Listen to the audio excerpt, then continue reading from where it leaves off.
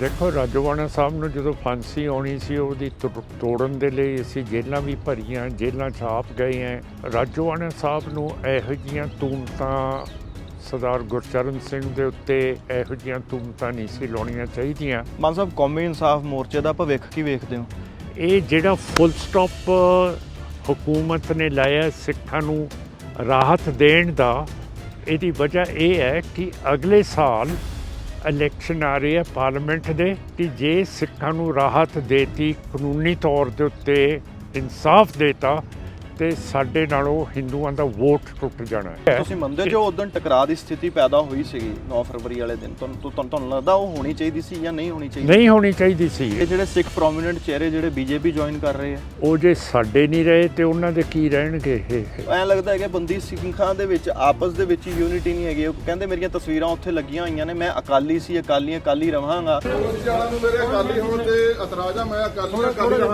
ਲੱਗਦਾ ਇਸ ਤਰ੍ਹਾਂ ਦੇ ਐਕਟ ਜਿਹੜੇ ਹੁੰਦੇ ਨੇ ਮੋਰਚੇ ਨੂੰ ਵੀਕ ਕਰਦੇ ਆ ਬਿਆਨ ਦਾ? ਨਹੀਂ, ਮੇਰਾ ਖਿਆਲ ਰਾਜੋਆਣਾ ਸਾਹਿਬ ਬਹੁਤ ਜ਼ਿਆਦਾ ਬਾਦਲ ਦਲੀਆਂ ਦੇ ਨਾਲ ਘੁਲ ਮਿਲ ਗਏ ਹੈ ਤੇ ਉਹਨਾਂ ਨੂੰ ਬਾਦਲ ਦਲ ਦਾ ਜਥੇਦਾਰ ਸਮਝਿਆ ਜਾਂਦਾ ਹੈ। ਮੈਂ ਤਾਂ ਸੁਝਾਅ ਦੂੰਗਾ ਰਾਜੋਆਣਾ ਸਾਹਿਬ ਨੂੰ ਕਿ ਇਹੋ ਜਿਹੇ ਬਿਆਨ ਜਦੋਂ ਬੰਦਾ ਕੈਦ ਦੇ ਵਿੱਚ ਹੋਵੇ, ਇਹੋ ਜਿਹੇ ਕੰਟਰੋਵਰਸ਼ੀਅਲ ਬਿਆਨ ਨਹੀਂ ਦੇਈਦੇ ਹੁੰਦੇ। ਭਾਈ ਅੰਮ੍ਰਿਤਪਾਲ ਕੀ ਸੋਚਦੇ ਉਹਨਾਂ ਬਾਰੇ? ਅੰਮ੍ਰਿਤਪਾਲ ਸਿੰਘ ਬਹੁਤ ਸੋਹਣਾ ਪ੍ਰਚਾਰ ਕਰਦਾ ਹੈ। ਜਿਹੜਾ ਉਹ ਸਿਰ ਦੇਣ ਬਾਰੇ ਗੱਲ ਕਰਦੇ ਵਾਰ-ਵਾਰ, ਫਿਰ ਇਹੋ ਜਿਹੀ ਗੱਲ ਨਹੀਂ ਕਰਨੀ ਚਾਹੀਦੀ ਅੰਮ੍ਰਿਤਪਾਲ ਨੂੰ। ਇੱਕ ਮਾਨ ਸਾਹਿਬ, ਤੁਸੀਂ ਬਹੁਤ ਪੁਰਾਣਾ ਟਵੀਟ ਕੀਤਾ ਸੀਗਾ ਮਨਿੰਦਰਜੀਤ ਸਿੰਘ ਬਿੱਟਾ ਹੋਰਾਂ ਦੇ ਬਾਰੇ। ਮਨਿੰਦਰਜੀਤ ਸਿੰਘ ਬਿੱਟਾ ਜਿਹੜੇ ਐਂਟੀ ਟੈਰਰਿਸਟ ਫਰੰਟ ਦੇ, ਉਹਨਾਂ ਦੀ ਹਿਸਟਰੀ ਸ਼ੀਟ ਹੈ। ਇਹ ਸਾਈਕਲ ਚੋਰ ਰਹੇ। ਇਹ ਜਦੋਂ ਵੀ ਸਾਈਕਲ ਚੋਰੀ ਹੁੰਦੀ ਸੀ ਪੁਲਿਸ ਉਹਨਾਂ ਨੂੰ ਬੁਲਾ ਲੈਂਦੀ ਸੀਗੀ। ਇਹ ਜਿਹੜਾ ਸੱਚਾ ਸੌਦਾ ਆਪਣੇ ਆਪ ਨੂੰ ਦੱਸਦੇ ਆ, ਇਹਨਾਂ ਦੇ ਡੇਰਿਆਂ ਤੇ ਕੋਈ ਬੈਨ ਹੋ ਜਾਵੇ, ਕੋਈ ਇਦਾਂ ਦੀ ਕੋਈ ਗੱਲ ਹੋਵੇ? ਬੈਨ ਕਰਨ ਦੇ ਨਾਲ ਨੁਕਸਾਨ ਬਹੁਤ ਹੋ ਜਾਂਦਾ। ਫਿਰ ਉਹਦੇ ਨਾਲ ਨਾ ਮੂਵਮੈਂਟ ਅੰਡਰਗਰਾਊਂਡ ਚਲੀ ਜਾਂਦੀ ਹੈ। ਅੰਡਰਗਰਾਊਂਡ ਜਾ ਕੇ ਤੇ ਫਿਰ ਉਹ ਮਤਲਬ ਚਲਾ ਦਈਏ ਤੁਹਾਡਾ ਬਿਆਨ ਕਹਿ ਕੇ ਕਿ ਮਾਨ ਸਾਹਿਬ ਵੱਲੋਂ ਬਿਆਨ ਦਿੱਤਾ ਗਿਆ ਕਿ ਬੈਨ ਕਰਨ ਦੀ ਲੋੜ ਨਹੀਂ। ਜਿਹੜੇ ਬੀਬੀ ਬਾਣੋ ਮੁਸਲਮਾਨ ਬੀਬੀ ਸੀ ਜਿਹਦਾ ਕਈ ਬੰਦਿਆਂ ਨੇ ਜਬਰ ਜਨਾਹ ਕੀਤਾ, ਉਹਦੇ ਰਿਸ਼ਤੇਦਾਰ ਮਾਰਤੇ, ਉਹ ਦੋਸ਼ੀਆਂ ਨੂੰ ਉਮਰ ਕੈਦ ਹੋਈ ਤਾਂ ਫਿਰ ਉਹਨਾਂ ਨੂੰ 15 ਅਗਸਤ ਜਿਹੜਾ ਆਜ਼ਾਦੀ ਦਾ ਦਿਨ ਕਹਿੰਦੇ ਹੈ, ਉਹਦੇ 'ਤੇ ਉਹਨਾਂ ਨੂੰ ਜੇਲ੍ਹ 'ਚੋਂ ਰਿਹਾ ਕਰ ਦਿੱਤਾ। ਇਹ ਬੀਜੇਪੀ ਤੇ RSS ਆਜ਼ਾਦੀ ਦਾ ਦਿਨ ਸਮਝਦੀ ਹੈ ਕਿ ਬਦਮਾਸ਼ਾਂ ਨੂੰ, ਲੁਟੇਰਿਆਂ ਨੂੰ, ਲਫੰਗਿਆਂ ਨੂੰ ਅਸੀਂ ਆਜ਼ਾਦ ਕਰ ਦਈਏ। ਰਘੂ ਰਾਏ ਇੱਕ ਫੋਟੋ ਜਰਨਲਿਸਟ ਹੈਗੇ ਆ, ਉਹਨਾਂ ਨੇ ਪਿਛਲੇ ਦਿਨੀ ਇੱਕ ਇੰਟਰਵਿਊ ਦੇ ਵਿੱਚ ਸੰਤ ਜਰਨੈਲ ਸਿੰਘ ਭਿੰਡਰਾਂਵਾਲਿਆਂ ਬਾਰੇ ਇੱਕ ਬਿਆਨ ਦਿੱਤਾ। ਉਹਨਾਂ ਨੇ ਕਿਹਾ ਕਿ ਉਹ ਬੈਠੇ ਹੁੰਦੇ ਸੀਗੇ ਔਰ ਉਹਨਾਂ ਦੇ ਕੋਲ ਕੋਈ ਪੈਸੇ ਰੱਖ ਜਾਂਦਾ ਸੀਗਾ ਤੇ ਉਹ ਫੜ ਕੇ ਆਪਣੀ ਜੇਬ 'ਚ ਪਾ ਲੈਂਦੇ ਸੀ। ਤੇ ਰਘੂ ਰਾਏ ਨੇ ਕਿਉਂ ਇਹੋ ਜਿਹਾ ਗੰਦਾ ਬਿਆਨ ਦਿੱਤਾ? ਕਿਉਂ ਕਰਕੇ ਉਹ ਸਿੱਖ ਨਹੀਂ ਹੈਗਾ ਤੇ ਉਹ ਸੰਤ ਜਰਨੈਲ ਸਿੰਘ ਭਿੰਡਰਾਂਵਾਲਾ ਸਾਡੇ ਹੀਰੋ ਨੂੰ ਬਦਨਾਮ ਕਰਨਾ ਚਾਹੁੰਦੇ ਆ। ਮੈਂ ਤੁਹਾਡੀ ਵੀਡੀਓ ਦੇਖ ਰਿਹਾ ਸੀ, ਇੱਕ ਤੁਸੀਂ ਸਟੇਜ ਤੇ ਸੀਗੇ ਔਰ ਤੁਸੀਂ ਹੱਥ ਅੱਗੇ ਕਰਕੇ ਜਦੋਂ ਸਟੇਜ ਤੋਂ ਉਤਰਦੇ ਉਹਦੇ ਥੱਲੇ ਕਮੈਂਟਸ ਮੈਂ ਬੜੇ ਵੇਖੇ ਕਿ ਹਾਂ ਵੀ ਮਾਨ ਸਾਹਿਬ ਦੇ ਵਿੱਚ ਹਾਲੇ ਵੀ ਉਸੇ ਤਰੀਕੇ ਦਾ ਜੋਸ਼ ਹੈਗਾ ਹੈ। ਜਦੋਂ ਵੀ ਪਬਲਿਕ ਦੇ ਨਾਲ ਰੂਬਰੂ ਹੁੰਦੇ ਹੈਗੇ ਆ, ਉਹੀ ਜੋਸ਼ ਦੇ ਨਾਲ ਹੁੰਦੇ ਆ। ਇੱਕ ਤੁਸੀਂ ਵੀਡੀਓ ਤੁਹਾਨੂੰ ਤਾਂ ਪਤਾ ਹੀ ਹੋਣਾ ਕਿ ਸਟੇਜ ਤੋਂ ਜਦੋਂ ਤੁਸੀਂ ਉਤਰੇ ਹੋ ਤੇ ਤੁਸੀਂ ਹੱਥ ਅੱਗੇ ਕਰਕੇ ਜਿਹੜੇ ਅੱਗੇ ਸਮਰਥਕ ਸੀਗੇ ਤੁਹਾਡੇ, ਉਹਨਾਂ ਨੇ ਤੁਹਾਨੂੰ ਥੱਲੇ ਲਾ ਲਿਆ।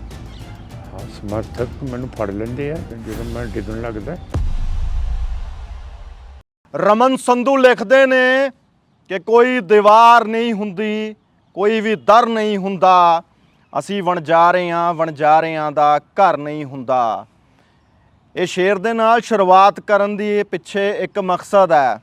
ਉਹ ਮਕਸਦ ਕੀ ਹੈ? ਉਹ ਮਕਸਦ ਇਹ ਹੈ ਕਿ ਚੰਡੀਗੜ੍ਹ ਤੇ ਮੋਹਾਲੀ ਦੇ ਬਾਰਡਰਾਂ ਤੇ ਬੰਦੀ ਸਿੰਘਾਂ ਦੇ ਹੱਕ ਦੇ ਵਿੱਚ ਕੌਮੀ ਇਨਸਾਫ ਮੋਰਚਾ ਚੱਲਦਾ ਪਿਆ ਔਰ ਉਸੇ ਕੌਮੀ ਇਨਸਾਫ ਮੋਰਚੇ ਦੇ ਇਰਦ ਗਿਰਦ ਘੁੰਮਦੀ ਹੈ ਸਿਆਸਤ। ਔਰ ਸਿਆਸਤ ਘੁੰਮਦੀ ਹੈ ਉਦੋਂ ਜਦੋਂ ਬਿਆਨਬਾਜ਼ੀ ਹੁੰਦੀ ਹੈ। ਔਰ ਅੱਜ ਖਾਸ ਤੌਰ ਤੇ ਅਸੀਂ ਪਹੁੰਚੇ ਹਾਂ ਸਰਦਾਰ ਸਿਮਰਨਜੀਤ ਸਿੰਘ ਮਾਨ ਹੋਰਾਂ ਦੇ ਕੋਲ।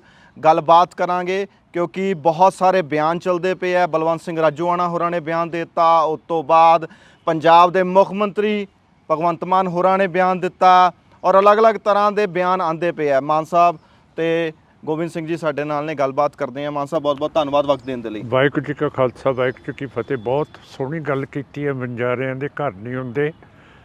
ਸਾਡਾ ਘਰ ਪਾਕਿਸਤਾਨ ਦੇ ਵਿੱਚ ਸੀਗਾ, ਹੁਣ ਅਸੀਂ ਇੱਥੇ ਬੈਠੇ ਹਾਂ। ਹੁਣ ਮੈਂ ਮੈਂਬਰ ਪਾਰਲੀਮੈਂਟ ਹੈ।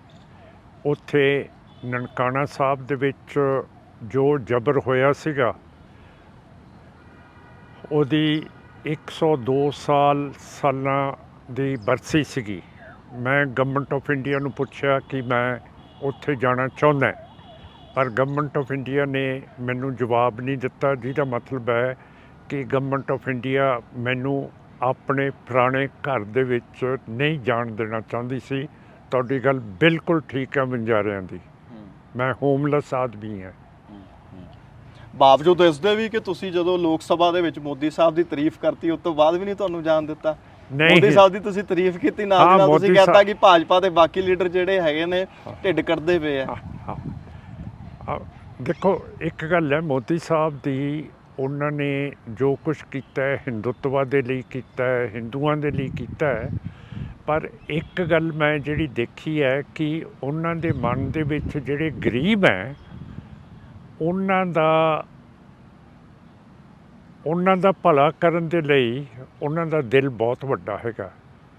ਪਰ ਇਹ ਨਹੀਂ ਮੈਨੂੰ ਪਤਾ ਕਿ ਜੇ ਗਰੀਬ ਹੈਗੇ ਹੈ ਅਤੇ ਉਹ ਸਿੱਖਾਂ ਨੂੰ, ਈਸਾਈਆਂ ਨੂੰ, ਮੁਸਲਮਾਨਾਂ ਨੂੰ ਵੀ ਗਰੀਬ ਸਮਝਦੇ ਹੈ ਕਿ ਸਿਰਫ ਆਪਣੇ ਮਜ਼ਹਬ ਦੇ ਗਰੀਬਾਂ ਨੂੰ ਸਮਝਦੇ ਹੈ। ਪਰ ਜੋ ਕੁਛ ਉਹਨਾਂ ਨੇ ਸਾਨੂੰ ਦਿੱਤਾ ਹੈ ਗਰੀਬਾਂ ਦੇ ਲਈ ਬਤੌਰ ਮੈਂਬਰ ਪਾਰਲੀਮੈਂਟ ਅਸੀਂ ਕਰ ਸਕਦੇ ਹਾਂ, ਮੈਂ ਸਮਝਦਾ ਕਿ ਉਹਨਾਂ ਦਾ ਦਿਲ ਗਰੀਬਾਂ ਦੇ ਲਈ ਠੀਕ ਹੈ। ਅੱਛਾ ਮਾਨ ਸਾਹਿਬ, ਪੂਰਾ ਰੌਲਾ ਪੈਂਦਾ ਪਿਆ ਸੀਗਾ, ਲੋਕ ਸਭਾ 'ਚ ਵੀ ਰੌਲਾ ਪਿਆ, ਰਾਜ ਸਭਾ ਦੇ ਵਿੱਚ ਵੀ ਰੌਲਾ ਪਿਆ, ਔਰ ਮੋਦੀ ਸਾਹਿਬ ਦਾ ਰਿਸ਼ਤਾ ਜੋੜ ਦਿੱਤਾ ਗਿਆ ਅਡਾਨੀ ਹੋਰਾਂ ਦੇ ਨਾਲ। ਉਸ ਮੌਕੇ 'ਤੇ ਤੁਸੀਂ ਮੋਦੀ ਸਾਹਿਬ ਦੀ ਤਾਰੀਫ ਕਰਤੀ ਲੋਕ ਸਭਾ ਦੇ ਵਿੱਚ ਕਿ ਉਹ ਗਰੀਬਾਂ ਦੇ ਬਾਰੇ ਸੋਚਦੇ ਆ, ਹਾਂਜੀ, ਔਰ ਇੱਕ ਪਾਸੇ ਤੁਸੀਂ ਕਹਿੰਦੇ ਹੋ ਕਿ ਹਿੰਦੂ ਰਾਸ਼ਟਰ ਨੂੰ ਉਹ ਇੱਕ ਕੈਟਲਿਸਟ ਦੀ ਭੂਮਿਕਾ ਅਦਾ ਕਰਦੇ ਜਦੋਂ ਹਿੰਦੂ ਰਾਸ਼ਟਰ ਦੀ ਗੱਲ ਚੱਲਦੀ ਹੈਗੀ। ਇਹ ਦੋ ਬਿਆਨ ਜਿਹੜੇ ਹੈਗੇ ਨੇ ਆਪਸ ਦੇ ਵਿੱਚ ਕਿਵੇਂ ਸਟੈਂਡ ਕਰਦੇ ਆ ਜੀ? ਨਹੀਂ, ਦੋ ਬਿਆਨ ਨਹੀਂ ਹੈ, ਮੇਰਾ ਮਤਲਬ ਹੈ ਕਿ ਜਿਹੜੀ ਸੱਚੀ ਗੱਲ ਆ ਉਹ ਤਾਂ ਕਰਨੀ ਪੈਂਦੀ ਹੈ। ਮੈਂ ਉਹਨਾਂ ਦੀ ਤਾਰੀਫ ਨਹੀਂ ਕੀਤੀ, ਕੁਛ ਨਹੀਂ ਕੀਤਾ, ਪਰ ਜਿਹੜਾ ਸੱਚ ਹੈ, ਹੁਣ ਜੇ ਮੇਰੇ ਵਰਗਾ MP ਸੱਚ ਨਹੀਂ ਬੋਲੂਗਾ ਤਾਂ ਫਿਰ ਤੁਹਾਡਾ ਵਿਸ਼ਵਾਸ ਮੇਰੇ 'ਤੇ ਕਿਵੇਂ ਰਹੂਗਾ? ਬੇਸ਼ੱਕ ਉਹਨਾਂ ਦੇ ਉਲਟ ਗਿਆ ਅਡਾਨੀ ਦਾ ਕੰਮ। ਦੂਸਰੀ ਗੱਲ ਹੈ ਕਿ ਇਹਨਾਂ 8 ਸਾਲਾਂ ਦੇ ਵਿੱਚ ਜਾਂ 9 ਸਾਲਾਂ ਦੇ ਵਿੱਚ ਮੋਦੀ ਸਾਹਿਬ ਨੇ ਸਾਰੀ ਲੀਡਰਸ਼ਿਪ ਐਡੀ ਦਬਤੀ ਆਪਣੀ, ਅਤੇ ਅਡਾਨੀ ਦੇ ਸਵਾਲ ਦੇ ਉੱਤੇ ਲੋਕ ਸਭਾ ਅਤੇ ਰਾਜ ਸਭਾ ਦੇ ਵਿੱਚ ਹੀ ਮੋਦੀ ਸਾਹਿਬ ਆਪ ਆਪਣੇ ਆਪ ਨੂੰ ਡਿਫੈਂਡ ਕਰਦੇ ਰਹੇ ਹੈ।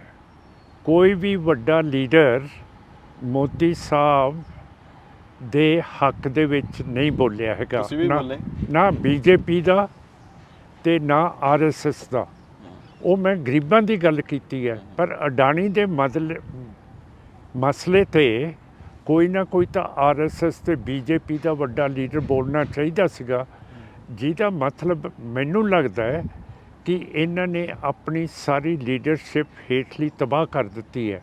ਉਹਦਾ ਅਸਰ ਹੁਣ ਤੁਸੀਂ ਦੇਖਿਓ ਅਡਾਨੀ ਦਾ ਅਗਲੇ ਸਾਲ ਦੇ ਇਲੈਕਸ਼ਨਾਂ ਦੇ ਵਿੱਚ ਤੁਸੀਂ ਦੇਖੋਗੇ ਕਿ BJP ਚੰਗਾ ਕੰਮ, ਚੰਗੀਆਂ ਸੀਟਾਂ ਨਹੀਂ ਲੈ ਕੇ ਜਾ ਸਕੂਗੀ। ਬੇਸ਼ੱਕ ਕਾਂਗਰਸ ਅੱਜ ਉਜੜੀ ਪਈ ਹੈ, ਉਹਦਾ ਕੋਈ ਪਤਾ ਨਹੀਂ ਹੈ, ਪਰ ਜਿਵੇਂ ਬੋਫਰਸ ਦੇ ਵਿੱਚ ਲੋਕ ਉੱਠ ਪਏ ਸੀਗੇ, ਮੈਂ ਕਹਿੰਦਾ ਕਿ ਐਤਕੀ ਮੋਦੀ ਸਾਹਿਬ ਦੇ ਖਿਲਾਫ ਅਡਾਨੀ ਦੇ ਮੁੱਦੇ ਦੇ ਉੱਤੇ ਲੋਕਾਂ ਨੇ ਉੱਠ ਪੈਣਾ। ਮਾਨ ਸਾਹਿਬ, ਕੌਮੀ ਇਨਸਾਫ ਮੋਰਚੇ ਦਾ ਭਵਿੱਖ ਕੀ ਵੇਖਦੇ ਹੋ? ਕੌਮੀ ਇਨਸਾਫ ਮੋਰਚਾ ਜੀ ਬਹੁਤ ਸਹੀ ਹੈ, ਇਹ ਲੱਗਣਾ ਚਾਹੀਦਾ ਸੀਗਾ, ਕਿਉਂ ਕਰਕੇ ਸਾਨੂੰ ਇਨਸਾਫ ਨਹੀਂ ਮਿਲਿਆ ਸਿੱਖਾਂ ਨੂੰ, ਅਤੇ 32 ਸਾਲਾਂ ਦੇ ਸਾਡੇ ਯੋਧੇ ਜੇਲ੍ਹਾਂ ਦੇ ਵਿੱਚ ਬੈਠੇ ਹੈ। ਔਰ ਦੂਸਰੇ ਪਾਸੇ ਜੇ ਆਜ਼ਾਦੀ ਵਾਲੇ ਦਿਨ ਮੋਦੀ ਸਾਹਿਬ ਅਤੇ BJP ਨੇ ਠੀਕ ਸਮਝਿਆ, 15 ਅਗਸਤ ਨੂੰ ਉਹਨਾਂ ਨੇ ਜਿਹੜੇ ਬੀਬੀ ਬਾਣੋ ਮੁਸਲਮਾਨ ਬੀਬੀ ਸੀ, ਜਿਹਦਾ ਕਈ ਬੰਦਿਆਂ ਨੇ ਜਬਰ ਜਨਾਹ ਕੀਤਾ, ਉਹਦੇ ਰਿਸ਼ਤੇਦਾਰ ਮਾਰਤੇ, ਉਹ ਦੋਸ਼ੀਆਂ ਨੂੰ ਉਮਰ ਕੈਦ ਹੋਈ, ਉਹਨਾਂ ਨੂੰ ਪੈਰੋਲ ਵੀ ਦਿੰਦੀ ਰਹੀ ਮੋਦੀ ਸਰਕਾਰ, ਤਾਂ ਫਿਰ ਉਹਨਾਂ ਨੂੰ 15 ਅਗਸਤ ਜਿਹੜਾ ਆਜ਼ਾਦੀ ਦਾ ਦਿਨ ਕਹਿੰਦੇ ਹੈ, ਉਹਦੇ 'ਤੇ ਉਹਨਾਂ ਨੂੰ ਜੇਲ੍ਹ 'ਚੋਂ ਰਿਹਾ ਕਰ ਦਿੱਤਾ, ਜਿਹਦਾ ਮਤਲਬ ਹੈ ਕਿ ਬੀਜੇਪੀ ਤੇ ਆਰਐਸਐਸ ਆਜ਼ਾਦੀ ਦਾ ਦਿਨ ਸਮਝਦੀ ਹੈ ਕਿ ਬਦਮਾਸ਼ਾਂ ਨੂੰ, ਲੁਟੇਰਿਆਂ ਨੂੰ, ਲਫੰਗਿਆਂ ਨੂੰ ਅਸੀਂ ਆਜ਼ਾਦ ਕਰ ਦਈਏ। ਤੁਸੀਂ ਇਸ ਚੀਜ਼ ਦੇ ਪਿੱਛੇ ਕਹਿਤਾ ਕਿ ਉਹਨਾਂ ਨੇ ਬਿਲਕਿਸ ਬਾਨੋ ਦੇ ਜਿਹੜੇ ਰੇਪਿਸਟ ਸੀਗੇ ਉਹਨਾਂ ਨੂੰ ਰਿਹਾ ਕਰ ਦਿੱਤਾ, ਲੇਕਿਨ ਇੱਥੇ ਤਾਂ ਮਾਨ ਸਾਹਿਬ ਮੋਰਚੇ ਦੇ ਵਿੱਚ ਸਾਫ਼ ਨਜ਼ਰ ਆਉਂਦਾ ਪਿਆ ਜਦੋਂ ਅਸੀਂ ਬਲਵੰਤ ਸਿੰਘ ਰੱਜੂਆਣਾ ਦਾ ਬਿਆਨ ਸੁਣਦੇ ਹੈਗੇ ਆ, ਐਂ ਲੱਗਦਾ ਹੈ ਕਿ ਬੰਦੀ ਸਿੰਘਾਂ ਦੇ ਵਿੱਚ ਆਪਸ ਦੇ ਵਿੱਚ ਯੂਨਿਟੀ ਨਹੀਂ ਹੈਗੀ। ਉਹ ਕਹਿੰਦੇ ਮੇਰੀਆਂ ਤਸਵੀਰਾਂ ਉੱਥੇ ਲੱਗੀਆਂ ਹੋਈਆਂ ਨੇ, ਮੈਂ ਅਕਾਲੀ ਸੀ, ਅਕਾਲੀ ਰਵਾਂਗਾ ਔਰ ਮੇਰਾ ਇਸ ਮੋਰਚੇ ਦੇ ਨਾਲ ਕੋਈ ਵਾਸਤਾ ਨਹੀਂ ਹੈਗਾ, ਮੇਰਾ ਕੁਝ ਲੈਣਾ ਦੇਣਾ ਨਹੀਂ ਹੈਗਾ। ਔਰ ਮੋਰਚੇ ਵਾਲੇ ਇਸ ਚੀਜ਼ ਦੀ ਕਲੈਰਿਟੀ ਦੇਣ ਕਿ ਉਹ ਕਿਸ ਪਾਰਟੀ ਦੇ ਨਾਲ ਨੇ। ਮੋਰਚੇ ਨੂੰ ਕੋਈ ਕਲੈਰਿਟੀ ਦੇਣ ਦੀ ਲੋੜ ਨਹੀਂ ਹੈ, ਕਿਉਂ ਕਰਕੇ ਮੋਰਚਾ ਸਾਂਝਾ ਤੇ ਸਾਰੇ ਪਾਰਟੀਆਂ ਦੇ ਬੰਦੀ ਹੈਗੇ ਹੈ ਜੇਲ੍ਹ ਦੇ ਵਿੱਚ। ਕਿਸੇ ਦੇ ਉੱਤੇ ਕੋਈ ਇਹੋ ਜਿਹਾ ਮਾਰਕਾ ਨਹੀਂ ਲੱਗਿਆ ਕਿ ਇਹ ਕਾਂਗਰਸ ਦਾ, ਇਹ ਬਾਦਲ ਦਾ, ਇਹ ਅਕਾਲੀ ਦਲ ਅੰਮ੍ਰਿਤਸਰ ਦਾ। ਸਾਡੀ ਨਿਗਾਹ ਦੇ ਵਿੱਚ, ਸਿੱਖਾਂ ਦੀ ਨਿਗਾਹ ਦੇ ਵਿੱਚ ਸਾਰੇ ਉਹ ਇੱਕ ਹੈਗੇ ਹੈ ਤੇ ਕਿਸੇ ਪਾਰਟੀ ਦੇ ਨਹੀਂ ਹੈ। ਉਹ ਸਿਰਫ ਸਿੱਖਾਂ ਦੀ ਪਾਰਟੀ ਦੇ ਜੇਲ੍ਹ ਦੇ ਵਿੱਚ ਹੈਗੇ ਹੈ। ਸਿਆਸੀ ਜਿਹੜੀ ਸਿੱਖਾਂ ਦੇ ਖਿਲਾਫ ਸਿਆਸਤ ਚੱਲ ਰਹੀ ਹੈ ਉਸ ਕਰਕੇ। ਤੇ ਜਿਹੜੇ ਵੀ ਇਹ ਮਜ਼ਹਬ ਦੇ ਕੰਮ ਹੈ, ਜਿਵੇਂ ਬਰਗਾੜੀ ਦੇ ਵਿੱਚ ਗੁਰੂ ਗ੍ਰੰਥ ਸਾਹਿਬ ਦੀ ਬੇਅਦਬੀ ਹੋਈ ਹੈ, ਬਾਦਲ ਸਾਹਿਬ ਨੇ ਤੇ ਸੁਖਬੀਰ ਸਿੰਘ ਨੇ ਤੇ ਸੌਦੇ ਸਾਧ ਨੇ ਰਲ ਕੇ ਗੋਲੀ ਚਲਾਈ ਹੈ, 2 ਸਿੱਖ ਮਾਰਤੇ ਹੈ। ਉਹ 2015 'ਚ ਹੋਇਆ ਸੀ, ਅਜੇ ਤੱਕ ਕੋਈ ਵੀ ਗ੍ਰਿਫਤਾਰ ਨਹੀਂ ਹੋਇਆ। ਜਿੰਨੇ ਵੀ ਸਿੱਖਾਂ ਦੇ ਕੰਮ ਹੈਗੇ ਹੈ, SGPC ਦੇ ਇਲੈਕਸ਼ਨ ਅੱਜ 12 ਸਾਲ ਹੋ ਗਏ ਹੈ। ਜਦ 1925 ਦੇ ਵਿੱਚ ਇਹ ਜਿਹੜਾ ਕਾਨੂੰਨ ਬਣਿਆ, ਇਹਦੇ ਇਲੈਕਸ਼ਨ ਹਰੇਕ 5 ਸਾਲ ਮਗਰੋਂ ਹੋਣੇ ਚਾਹੀਦੇ ਹੈ। ਇਹ ਜਿਹੜਾ ਫੁੱਲ ਸਟਾਪ ਹੁਕੂਮਤ ਨੇ ਲਾਇਆ ਸਿੱਖਾਂ ਨੂੰ ਰਾਹਤ ਦੇਣ ਦਾ, ਇਹਦੀ ਵਜ੍ਹਾ ਇਹ ਹੈ ਕਿ ਅਗਲੇ ਸਾਲ ਇਲੈਕਸ਼ਨ ਆ ਰਹੇ ਹੈ ਪਾਰਲੀਮੈਂਟ ਦੇ, ਤੇ ਹੁਕੂਮਤ BJP RS ਦੀ ਸਮਝਦੀ ਹੈ ਕਿ ਜੇ ਸਿੱਖਾਂ ਨੂੰ ਰਾਹਤ ਦੇਤੀ, ਕਾਨੂੰਨੀ ਤੌਰ ਦੇ ਉੱਤੇ ਇਨਸਾਫ ਦੇਤਾ, ਤੇ ਸਾਡੇ ਨਾਲੋਂ ਹਿੰਦੂਆਂ ਦਾ ਵੋਟ ਟੁੱਟ ਜਾਣਾ। ਇਹਦੇ ਵਿੱਚ ਆਪਾਂ ਹੁਣ ਫਸੇ ਪਏ ਹਾਂ। ਤੇ ਟ੍ਰਿਬਿਊਨ ਤੇ ਫੋਰਨ ਮਿਨਿਸਟਰ ਜੈ ਸ਼ੰਕਰ ਜੀ ਸਾਨੂੰ ਸੱਦਦੇ ਆ ਕਿ ਇਹ ਰੈਡੀਕਲਸ ਹੈਗੇ ਆ। ਮੇਰਾ ਮਤਲਬ ਰੈਡੀਕਲਸ ਕਿਵੇਂ ਹੈ? ਜੇ ਅਸੀਂ ਇਨਸਾਫ ਚਾਹੁੰਦੇ ਹਾਂ ਤੇ ਅਸੀਂ ਚੰਡੀਗੜ੍ਹ ਦੇ ਵਿੱਚ ਆ ਕੇ ਪ੍ਰਦਰਸ਼ਨ ਕਿਉਂ ਨਹੀਂ ਕਰ ਸਕਦੇ? ਉਹ ਅਮਨ ਪਸੰਦ ਤਰੀਕੇ ਦੇ ਨਾਲ ਆ ਰਹੇ ਸੀਗੇ, ਉਹਨਾਂ ਦੇ ਉੱਤੇ ਰੁਕਾਵਟਾਂ ਲਾਤੀਆਂ, ਟਰੈਕਟਰ ਲਾਤੇ, ਫਲਾਣ ਚੀਜ਼ ਲਾਤੀ। ਉਹਦੀ ਲੋੜ ਕੀ ਸੀ? ਇਹ ਜਮਹੂਰੀਅਤ ਪਸੰਦ ਮੁਲਕ ਹੈ ਤੇ ਹਰੇਕ ਦਾ ਹੱਕ ਕਨਸਟੀਟਿਊਸ਼ਨ ਦੇ ਮੁਤਾਬਕ ਹੈਗਾ। ਤੁਸੀਂ ਮੰਨਦੇ ਜੋ ਉਦੋਂ ਟਕਰਾਅ ਦੀ ਸਥਿਤੀ ਪੈਦਾ ਹੋਈ ਸੀਗੀ 9 ਫਰਵਰੀ ਵਾਲੇ ਦਿਨ, ਤੁਹਾਨੂੰ ਲੱਗਦਾ ਉਹ ਹੋਣੀ ਚਾਹੀਦੀ ਸੀ ਜਾਂ ਨਹੀਂ ਹੋਣੀ ਚਾਹੀਦੀ? ਨਹੀਂ ਹੋਣੀ ਚਾਹੀਦੀ ਸੀ। ਇਹ ਜਮਹੂਰੀਅਤ ਪਸੰਦ। ਜੋ ਇਸ ਪਾਸਿਓਂ ਮੋਰਚੇ ਵੱਲੋਂ ਕਿਰਪਾਨਾਂ ਨਿਕਲੀਆਂ, ਡੰਡੇ ਚੱਲੇ, ਕਿਰਪਾਨਾਂ ਤਾਂ ਮੇਰੇ ਕੋਲੇ ਹੁਣ ਵੀ ਹੈ, ਭੰਨੀਆਂ ਗਈਆਂ। ਹੁਣ ਕਿਰਪਾਨ ਤਾਂ ਮੇਰੇ ਕੋਲੇ ਸਿੱਖ ਕੋਲੇ ਹੈਗੀ ਹੋਈ ਹੈ। ਹੁਣ ਇਹਦਾ ਕੀ ਕਰਾਂਗੇ ਆਪਾਂ?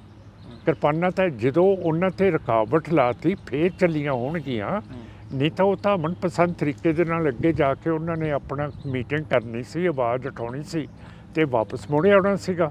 ਸਰਕਾਰ ਨੇ। ਤੁਸੀਂ ਕੀ ਕਹਿ ਰਹੇ ਹੋ? ਜੇ ਰੁਕਾਵਟ ਲੱਗੀ ਹੋਵੇ ਤੇ ਕਿਰਪਾਨ ਨਿਕਲ ਆਣੀ ਚਾਹੀਦੀ ਬਾਹਰ? ਨਹੀਂ, ਸਬਰ ਕਰਨਾ ਚਾਹੀਦਾ, ਪਰ ਕਈ ਵਾਰੀ ਸਬਰ। ਇੱਕ ਬਿਆਨ ਤੁਹਾਡਾ ਪਹਿਲਾਂ ਇਹ ਵੀ ਸੀਗਾ ਜਿਹੜਾ ਭਗਤ ਸਿੰਘ ਹੋਰਾਂ ਨੂੰ ਲੈ ਕੇ ਤੁਸੀਂ ਬਿਆਨ ਦਿੱਤਾ ਸੀਗਾ ਕਿ ਪੁਲਿਸ ਵਾਲਿਆਂ ਦੇ ਉੱਤੇ, ਉਹਨਾਂ ਨੂੰ ਪੁਲਿਸ ਵਾਲਿਆਂ ਨੂੰ ਮਾਰਿਆ ਸੀਗਾ, ਉਸ ਤੋਂ ਬਾਅਦ ਉਹ ਤੁਸੀਂ ਉਹਨਾਂ ਨੂੰ ਜੋ ਵੀ ਉਸ ਕੰਟਰੋਵਰਸੀ 'ਚ ਨਹੀਂ ਮੈਂ ਜਾਣਾ ਚਾਹੁੰਦਾ, ਪਰ ਮੈਂ ਇਹ ਸਮਝਣਾ ਚਾਹੁੰਦਾ ਹੈਗਾ ਵਾਂ ਕਿ ਜੋ ਉੱਥੇ ਹੋਇਆ, ਤੁਸੀਂ ਕਹਿੰਦੇ ਹੋ ਕਿ ਕਿਰਪਾਨ ਅਸੀਂ ਪਾਈ ਹੋਈ ਹੈ ਤੇ ਜੇ ਰੁਕਾਵਟ ਆਏਗੀ ਤਾਂ ਉਹ ਨਹੀਂ ਇਹ ਨਹੀਂ ਮੈਂ ਕਿਹਾ ਕਿ ਰੁਕਾਵਟ ਆਊਗੀ ਤਾਂ ਕਿਰਪਾਨਾਂ ਕੱਢ ਲਓ। ਉਹ ਤਾਂ ਕੁਦਰਤੀ ਜੋਸ਼ ਦੇ ਵਿੱਚ ਨਿਕਲ ਗਈਆਂ ਹੋਣੀਆਂ, ਪਰ ਇਹ ਕਿਰਪਾਨਾਂ ਥੋੜ੍ਹੀ ਕੱਢੀ ਦੀਆਂ ਹੈਗੀਆਂ। ਲੱਗਦਾ ਇਸ ਤਰ੍ਹਾਂ ਦੇ ਐਕਟ ਜਿਹੜੇ ਹੁੰਦੇ ਨੇ ਮੋਰਚੇ ਨੂੰ ਵੀਕ ਕਰਦੇ ਆ।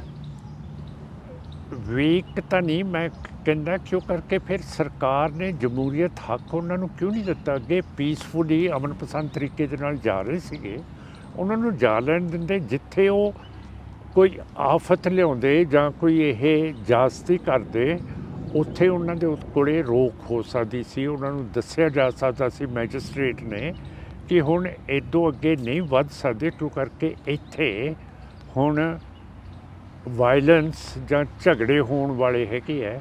ਇਹ ਤਾਂ ਕੰਮ ਕਿਸੇ ਨੇ ਕੀਤਾ ਨਹੀਂ।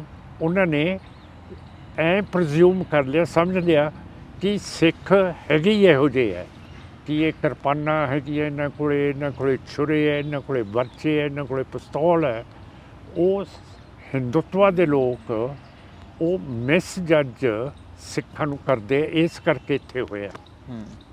ਮਾਨ ਸਾਹਿਬ, ਤੁਹਾਡਾ ਤਜਰਬਾ ਬਹੁਤ ਹੈਗਾ, ਮੈਂ ਸਮਝਣਾ ਚਾਹੁੰਦਾ ਹੈਗਾ ਜੋ ਬਲਵੰਤ ਸਿੰਘ ਰਾਜੋਆਣਾ ਵੱਲੋਂ ਬਿਆਨ ਦਿੱਤਾ ਗਿਆ ਉਹਨੂੰ ਤੁਸੀਂ ਕਿਸ ਤਰੀਕੇ ਨਾਲ ਦੇਖਦੇ ਹੈਗੇ ਹੋ? ਠੀਕ ਦਿੱਤਾ ਗਿਆ, ਦੇਣਾ ਚਾਹੀਦਾ ਸੀ, ਨਹੀਂ ਦੇਣਾ ਚਾਹੀਦਾ ਸੀ? ਦੇਖੋ, ਰਾਜੋਆਣਾ ਸਾਹਿਬ ਨੂੰ ਜਦੋਂ ਫਾਂਸੀ ਆਉਣੀ ਸੀ ਉਹਦੀ ਤੋੜਨ ਦੇ ਲਈ ਅਸੀਂ ਜੇਲ੍ਹਾਂ ਵੀ ਭਰੀਆਂ, ਜੇਲ੍ਹਾਂ 'ਚ ਆਪ ਗਏ ਹੈ, ਤਸ਼ੱਦਦ ਵੀ ਝੱਲੀ ਹੈ। ਪਰ ਰਾਜੋਆਣਾ ਸਾਹਿਬ ਨੂੰ ਇਹੋ ਜਿਹੀਆਂ ਤੂਮਤਾਂ ਸਰਦਾਰ ਗੁਰਚਰਨ ਸਿੰਘ ਦੇ ਉੱਤੇ, ਫਿਰ ਉਹ ਜਿਹੜੇ ਵਕੀਲ ਸਾਹਿਬ ਚਹਿਲ ਸਾਹਿਬ ਹੈਗੇ ਆ ਉਹਨਾਂ ਦੇ ਉੱਤੇ ਇਹੋ ਜਿਹੀਆਂ ਤੂਮਤਾਂ ਨਹੀਂ ਸੀ ਲਾਉਣੀਆਂ ਚਾਹੀਦੀਆਂ, ਕਿਉਂ ਕਰਕੇ ਕਿਸੇ ਨੂੰ ਵੀ ਨਹੀਂ ਪਤਾ ਹੁੰਦਾ ਕਿਹੜਾ ਸਰਕਾਰ ਦਾ ਏਜੰਟ ਹੁੰਦਾ।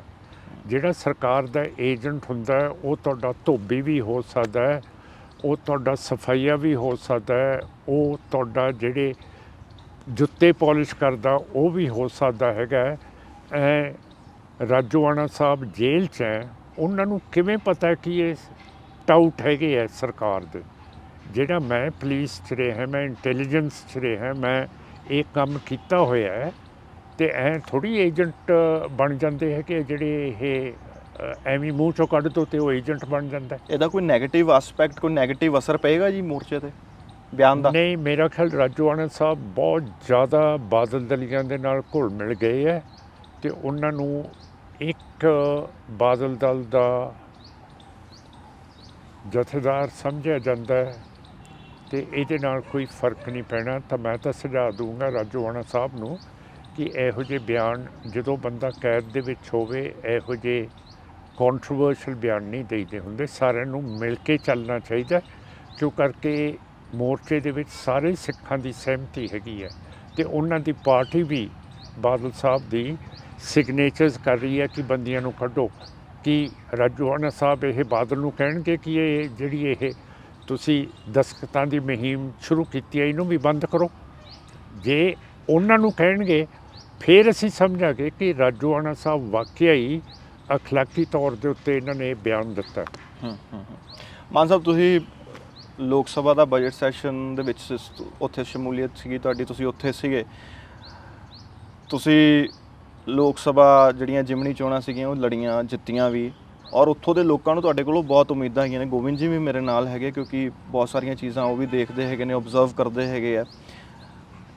ਉੱਥੋਂ ਦੇ ਲੋਕਾਂ ਲਈ ਤੁਸੀਂ ਕੀਤਾ ਕਿ ਹੁਣ ਸੈਸ਼ਨ ਦੇ ਵਿੱਚ ਜਾ ਕੇ ਕਿਹੜੇ ਮੁੱਦੇ ਤੁਸੀਂ ਸੰਗਰੂਰ ਦੇ ਲੋਕਾਂ ਦੇ ਐਸੇ ਚੁੱਕ ਕੇ ਆਏ ਹੋ, ਜਾਂ ਇਹੋ ਜਿਹੀਆਂ ਫਾਈਲਾਂ ਸਾਈਨ ਕਰਾ ਲਈਆਂ ਤੁਸੀਂ ਉੱਥੋਂ ਦੇ ਜਿਹੜੇ ਸੈਂਟਰ ਦੇ ਵਜ਼ੀਰ ਹੈਗੇ ਨੇ ਉਹਨਾਂ ਦੇ ਕੋਲੋਂ, ਤਾਂ ਕਿ ਲੋਕਾਂ ਦਾ ਭਲਾ ਹੋ ਸਕੇ? ਕਿਉਂਕਿ ਤੁਹਾਡੀ ਜਿਹੜੀ ਇੱਕ ਛਵੀ ਬਣੀ ਹੋਈ ਹੈ ਲੋਕਾਂ ਦੇ ਸਾਹਮਣੇ ਉਹ ਹੈਗੀ ਆ ਕਿ ਤੁਸੀਂ ਪੰਥਕ ਮੁੱਦੇ ਹੋ ਗਏ, ਸਿੱਖਾਂ ਦੇ ਰਿਲੇਟਿਡ ਮੁੱਦੇ ਹੋ ਗਏ, ਉਹਦੇ ਬਾਰੇ ਗੱਲ ਜ਼ਰੂਰ ਕਰਦੇ ਹੋਗੇ, ਲੇਕਿਨ ਜਿਹੜੇ ਡਿਵੈਲਪਮੈਂਟ ਦੇ ਇਸ਼ੂਜ਼ ਹੈਗੇ ਨੇ ਉਹ ਕਿੱਥੋਂ ਤੱਕ ਪਹੁੰਚੇ ਨੇ?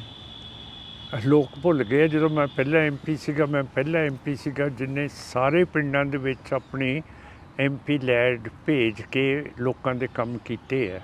ਸੜਕਾਂ ਬਣਵਾਈਆਂ, ਸੜਕਾਂ ਦੇ ਨਾਲ ਰੁੱਖ ਲਗਵਾਏ ਹੈ। ਮੇਰੀ ਪ੍ਰਪੋਜ਼ਲ ਸੀਗੀ ਕਿ ਇਹ ਸੰਗਰੂਰ ਦੇ ਵਿੱਚ PGI ਹੋਵੇ। ਮੇਰੇ ਤੋਂ ਬਾਅਦ ਸਿੰਗਲਾ ਸਾਹਿਬ ਆ ਗਏ, ਉਹਨਾਂ ਨੇ ਆਪਣਾ ਕੰਮ ਕਰਕੇ, ਮਿਹਨਤ ਕਰਕੇ ਉਹਨਾਂ ਨੇ ਉਹ ਕੰਮ ਕਰਾਤਾ। ਉਹਨਾਂ ਦੀ ਕਾਂਗਰਸ ਗਵਰਨਮੈਂਟ ਸੀਗੀ, ਪਰ ਇਨੀਸ਼ੀਏਟ ਤਾਂ ਮੇਰਾ ਹੋਇਆ ਸੀਗਾ। ਸੋ ਸਾਰੇ ਕੰਮ ਕੀਤੇ ਆ। ਹੁਣ 37 ਸੜਕਾਂ ਅਸੀਂ ਨਵੀਆਂ ਬਣਵਾ ਰਹੇ ਹਾਂ, ਜਿਨ੍ਹਾਂ ਦੇ ਵਿੱਚੋਂ ਸੈਂਟਰ ਤੋਂ 17 ਦੀ ਮਨਜ਼ੂਰਗੀ ਆ ਗਈ ਹੈ, ਅਤੇ ਇੱਕ ਰਈਏ ਦਾ ਪੁਲ ਸੀ, ਇੱਕ ਖਨੌਰੀ ਦਾ ਪੁਲ ਸੀ, ਇੱਕ ਇਸ ਬਾਰਡਰ 'ਤੇ ਸੀਗਾ, ਇੱਕ ਦੂਜੇ ਬਾਰਡਰ 'ਤੇ ਸੀਗਾ। ਉਹ ਵੀ ਵੱਡੇ ਕਰਾਉਣੇ ਸੀਗੇ, ਕੁਛ ਉਹਨਾਂ ਦਾ ਚਿਹਰਾ ਬਦਲਾਉਣਾ ਸੀਗਾ, ਉਹ ਵੀ ਬਦਲਾਤਾ ਅਤੇ ਮੈਨੂੰ ਚਿੱਠੀ ਆ ਗਈ ਹੈ ਸੈਂਟਰ ਤੋਂ ਕਿ ਉਹ ਕੰਮ ਤੁਹਾਡੇ ਹੋ ਜਾਣਗੇ।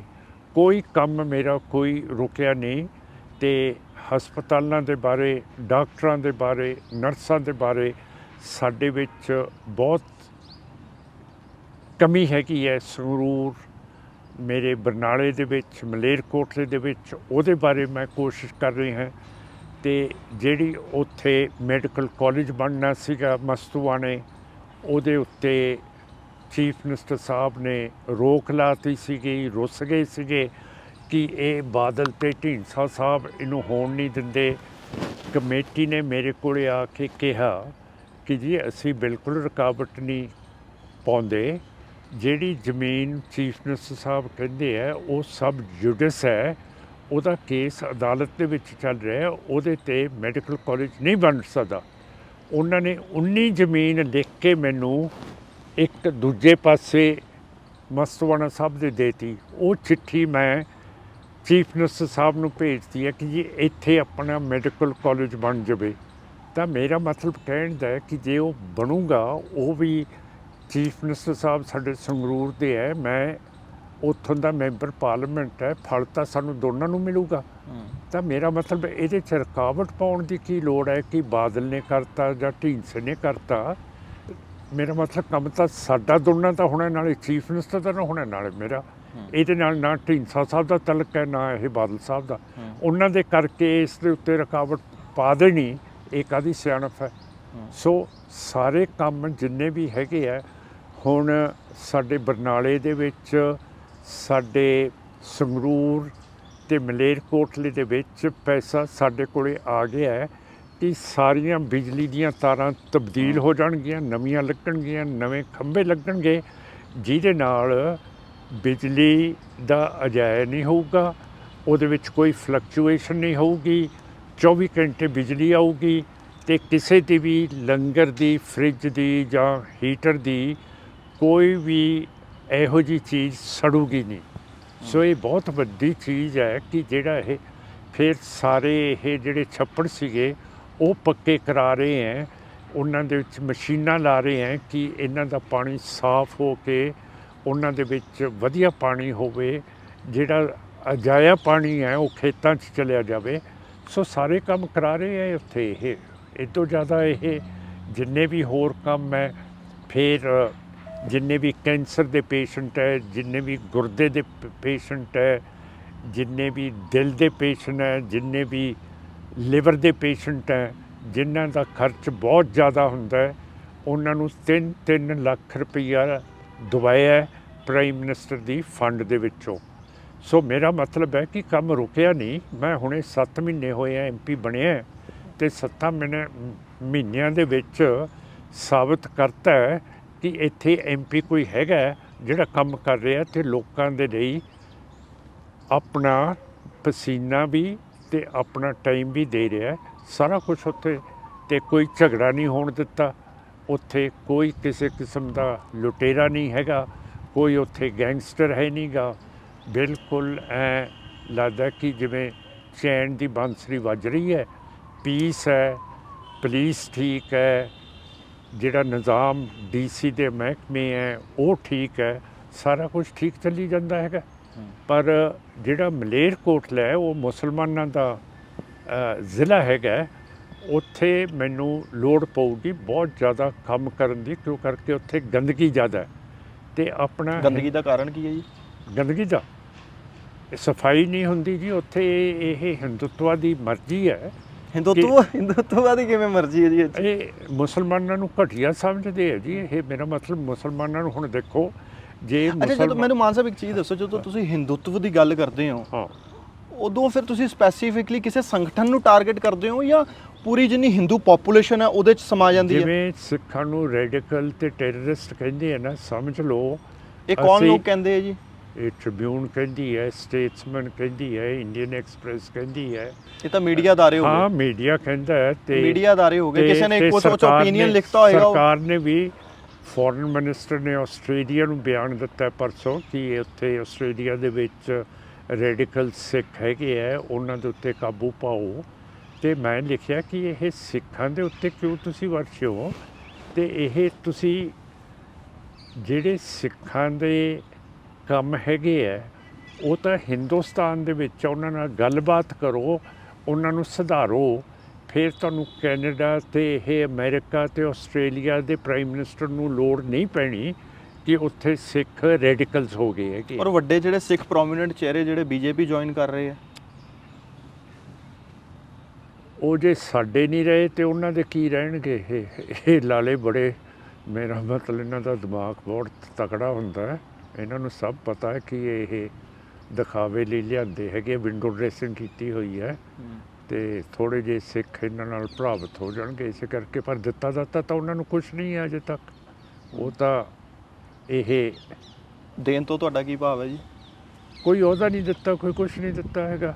ਨਾ ਸੁਪਰੀਮ ਕੋਰਟ ਦੇ ਵਿੱਚ ਸਿੱਖਾਂ ਦਾ ਜੱਜ ਹੈ, ਨਾ ਸਾਰੇ ਹਿੰਦੁਸਤਾਨ ਦੇ ਸੂਬਿਆਂ ਦੇ ਵਿੱਚ ਚੀਫ ਜਸਟਿਸ ਸਿੱਖ ਹੈ, ਨਾ ਫੌਜ ਦਾ ਜਿੰਨੇ ਵੀ ਆਰਮੀ ਕਮਾਂਡਰਸ ਹੈ ਉਹ ਸਿੱਖ ਹੈ ਨਹੀਂ। ਇਲੈਕਸ਼ਨ ਕਮਿਸ਼ਨ ਦੇ ਵਿੱਚ ਕੋਈ ਸਿੱਖ ਹੈ ਨਹੀਂ ਗਾ।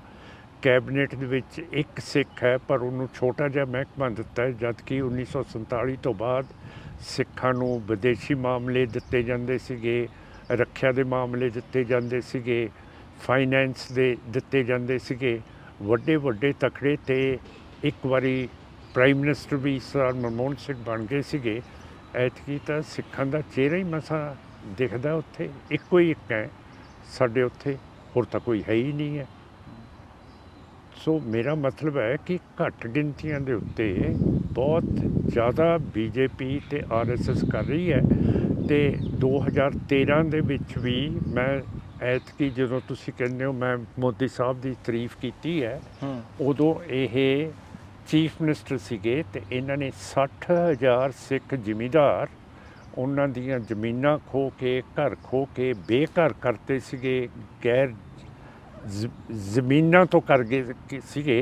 ਉਹ ਵੀ ਮੈਂ ਰੱਖਿਆ ਕਿ ਮੋਦੀ ਸਾਹਿਬ ਹੁਣ ਉਹ 60,000 ਸਿੱਖਾਂ ਨੂੰ ਵਾਪਸ ਲੈ ਕੇ ਆਉਣ ਅਤੇ ਉਹਨਾਂ ਦਾ ਜਿਹੜੇ ਜਾਇਜ਼ ਜ਼ਮੀਨਾਂ ਜਾਇਦਾਦ ਹੈ ਉਹ ਵਾਪਸ ਕਰਨ। ਸੋ ਇਹ ਕਦੀ ਉਵੇਂ ਜਦੋਂ ਤੁਸੀਂ ਜਾਂਦੇ ਹੁੰਦੇ ਹੋ ਸੈਸ਼ਨ ਅਟੈਂਡ ਕਰਨ, ਕਦੀ ਉਵੇਂ ਮੋਦੀ ਸਾਹਿਬ ਨਾਲ ਕੋਈ ਇੰਟਰੈਕਸ਼ਨ ਹੋਈ, ਕਦੀ ਮਿਲੇ ਆਪਸ 'ਚ ਗੱਲਬਾਤ ਹੋਈ? ਕਿਉਂਕਿ ਉੱਥੇ ਤਾਂ ਗੱਲਬਾਤ ਹੁੰਦੀ ਰਹਿੰਦੀ, ਕਦੀ ਆਪਸ ਦੇ ਵਿੱਚ ਉੱਥੇ ਮੈਂਬਰ ਪਾਰਲੀਮੈਂਟਸ ਵੀ ਮਿਲਦੇ ਰਹਿੰਦੇ ਆ। ਮੈਨੂੰ ਸਮਝਦੇ ਆ ਕਿ ਇਹ ਕੋਈ ਜ਼ਬਰਦਸਤ ਸਿੱਖ ਹੈ, ਉਹਨਾਂ ਨੂੰ ਮੇਰੇ ਕੋਲੋਂ ਦੂਰ ਰੱਖਦੇ ਆ। ਪੜਦਾ ਮੋਦੀ ਸਾਹਿਬ ਕੋਲੋਂ ਤੁਹਾਨੂੰ ਦੂਰ ਰੱਖਦੇ ਆ ਕੋਈ ਜ਼ਬਰਦਸਤ ਸਿੱਖ? ਹਾਂ ਕਿ ਕੌਣ? ਹਾਂ ਕੌਣ?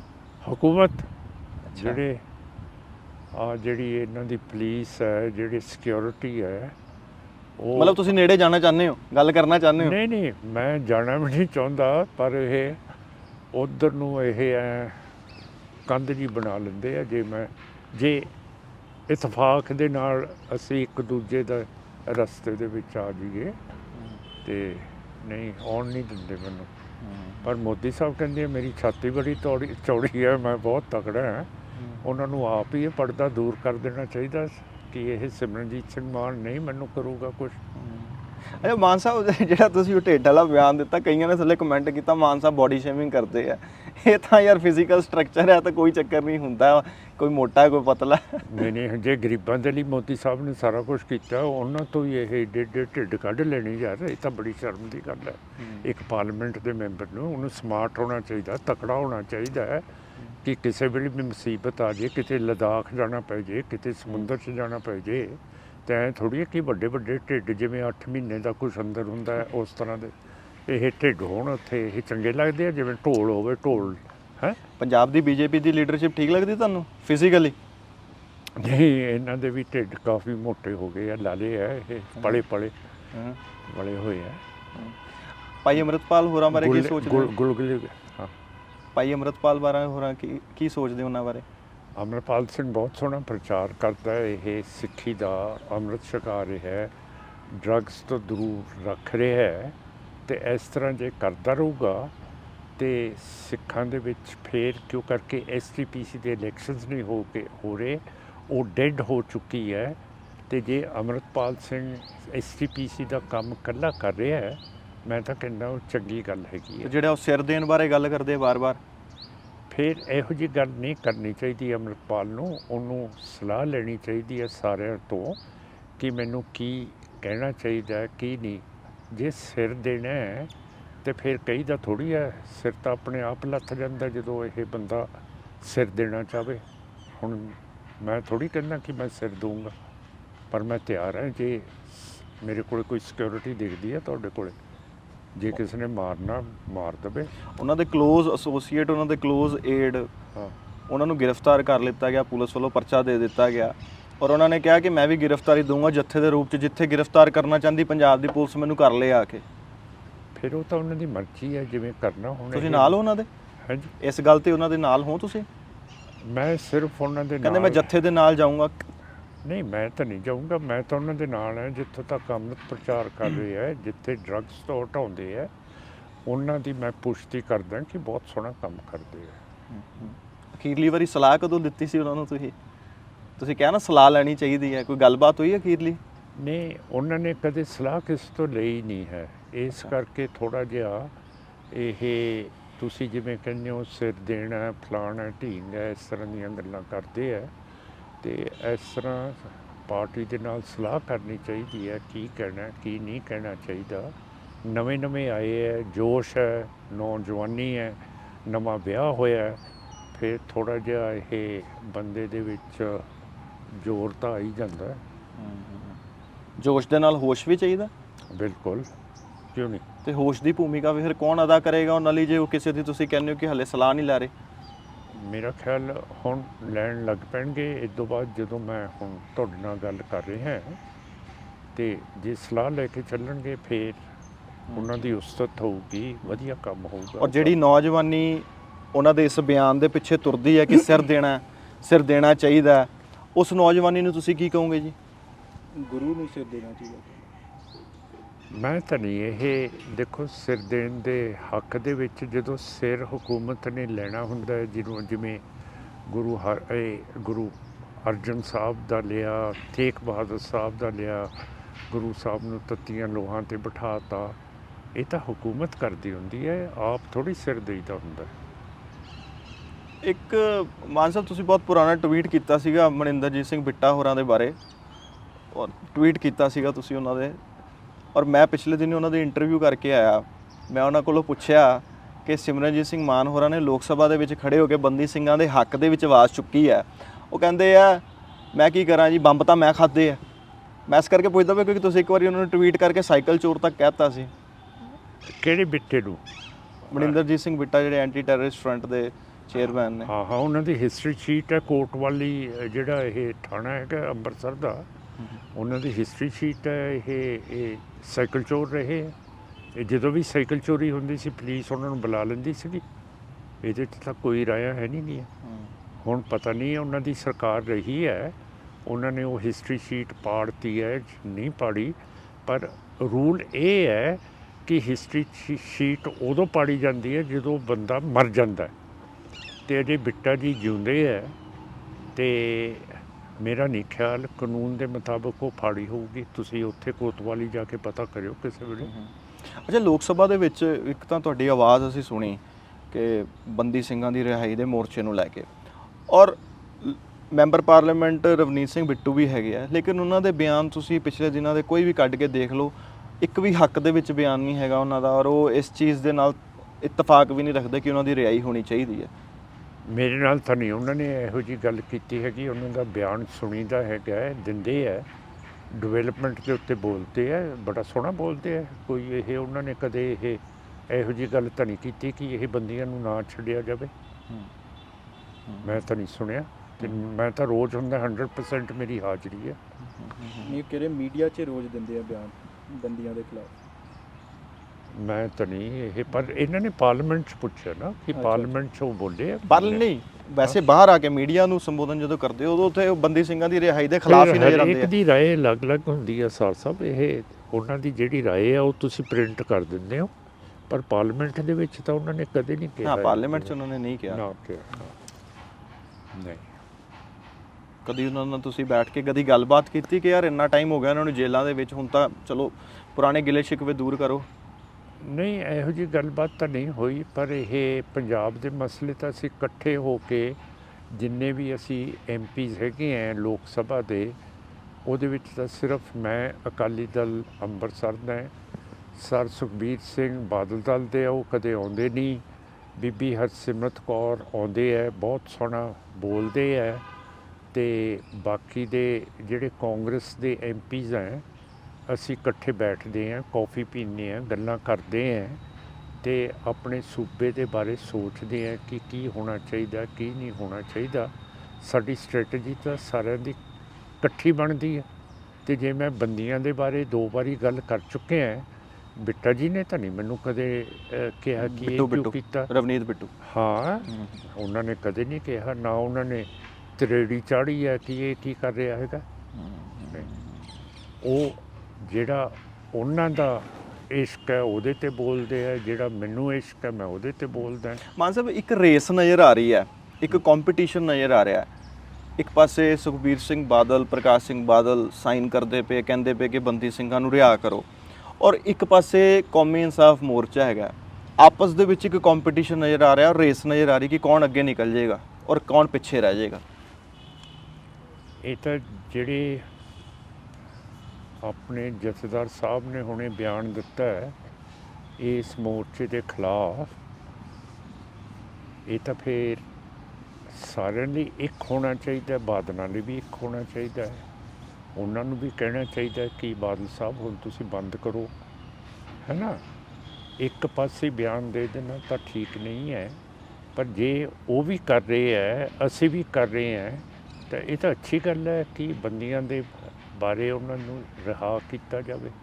ਇਹ ਇੰਟਰਨੈਸ਼ਨਲ ਪੱਧਰ ਦੇ ਉੱਤੇ ਇੱਕ ਸਵਾਲ ਉੱਠ ਪਿਆ ਹੈ ਅਤੇ ਬਾਹਰ ਦੇ ਮੁਲਕਾਂ 'ਚ ਮੁਜ਼ਾਹਰੇ ਹੋਣ ਲੱਗ ਪਏ ਹੈ, ਜਿਹਦੇ ਪਿੱਛੇ ਫੋਰਨ ਮਿਨਿਸਟਰ ਜੈ ਸ਼ੰਕਰ ਜੀ ਕਹਿੰਦੇ ਆ ਕਿ ਸਿੱਖ ਰੈਡੀਕਲਸ ਨੇ, ਟ੍ਰਿਬਿਊਨ ਵੀ ਕਹਿੰਦੀ ਹੈ ਰੈਡੀਕਲਸ ਨੇ। ਇਹ ਬਿਲਕੁਲ ਗਲਤ ਬਿਆਨਬਾਜ਼ੀ ਹੈ। ਜੇ ਤੁਹਾਡੇ ਘਰ ਦੇ ਵਿੱਚ ਮਸਲੇ ਹੈਗੇ ਆ, ਜੇ ਉਹਨਾਂ ਨੂੰ ਇੱਥੇ ਬੈਠ ਕੇ ਹੱਲ ਕਰ ਲਓਗੇ, ਬਾਹਰ ਅਮਰੀਕਾ, ਬਰਤਾਨੀਆ, ਆਸਟ੍ਰੇਲੀਆ, ਨਿਊਜ਼ੀਲੈਂਡ ਦੇ ਵਿੱਚ ਕਿਉਂ ਸਿੱਖ ਬਾਹਰ ਨਿਕਲਣਗੇ ਜਾਂ ਕੈਨੇਡਾ 'ਚ ਬਾਹਰ ਨਿਕਲਣਗੇ? ਉੱਥੇ ਪ੍ਰਦਰਸ਼ਨ ਕਰਦੇ ਚੰਗੇ ਲੱਗਦੇ ਆ ਆਪਾਂ। ਮੇਰਾ ਮਤਲਬ ਇੰਡੀਆ ਨੂੰ ਸੰਭਾਲਣਾ ਚਾਹੀਦਾ ਹੈ ਕਿ ਸਿੱਖ ਇੱਥੋਂ ਦੇ ਨਾਗਰਿਕ ਹੈਗੇ ਆ, ਜ਼ਬਰਦਸਤੀ ਇਹਨਾਂ ਨੂੰ ਅਸੀਂ ਨਾਗਰਿਕ ਬਣਾਇਆ ਹੋਇਆ, ਇਹਨਾਂ ਨੂੰ ਆਜ਼ਾਦੀ ਚਾਹੀਦੀ ਹੈ, ਇਹਨਾਂ ਨੂੰ ਇਹ ਸਾਰੇ ਇਹਨਾਂ ਦੇ ਮਸਲੇ ਹੱਲ ਹੋਣੇ ਚਾਹੀਦੇ। ਉਹ ਕਿਉਂ ਨਹੀਂ ਹੁੰਦੇ ਹੈਗੇ?